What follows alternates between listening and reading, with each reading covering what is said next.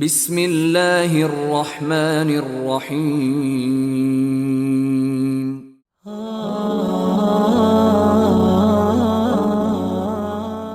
حضرت ابو ہریرہ رضی اللہ تعالی عنہ سے روایت ہے کہ رسول اللہ صلی اللہ علیہ وآلہ وسلم نے فرمایا، نماز کے لیے جلدی آنے والے کی مثال اس شخص کی طرح ہے جو ایک اونٹ صدقہ کرتا ہے، پھر جو اس کے بعد آتا ہے وہ اس شخص کی طرح ہے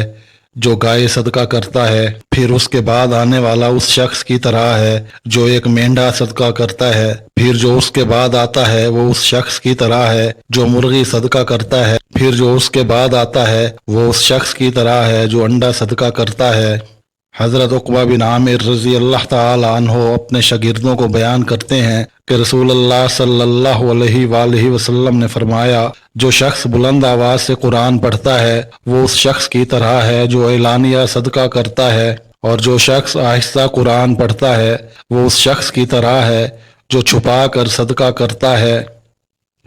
حضرت سعید بن جبیر رضی اللہ تعالی عنہ سے روایت ہے کہ انہیں ان کے نزدیک پسندیدہ شخص نے بتایا کہ ان کو حضرت عائشہ رضی اللہ تعالی عنہ نے خبر دی کہ رسول اللہ صلی اللہ علیہ وآلہ وسلم نے فرمایا، جس شخص کو رات کو نفل نماز پڑھنے کی عادت ہو، پھر کسی دن اس پر نیند غالب آ جائے اور وہ نفل نماز نہ پڑھ سکے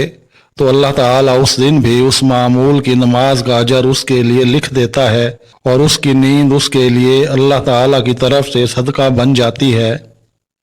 حضرت ابو ہریرہ رضی اللہ تعالی عنہ سے روایت ہے، رسول اللہ صلی اللہ علیہ وآلہ وسلم نے فرمایا، جب مومن کی روح نکلتی ہے تو دو فرشتے اسے لے کر اوپر چڑھتے ہیں۔ راوی نے بیان کیا ہے، آپ صلی اللہ علیہ وآلہ وسلم نے اس کی اچھی خوشبو کا ذکر کیا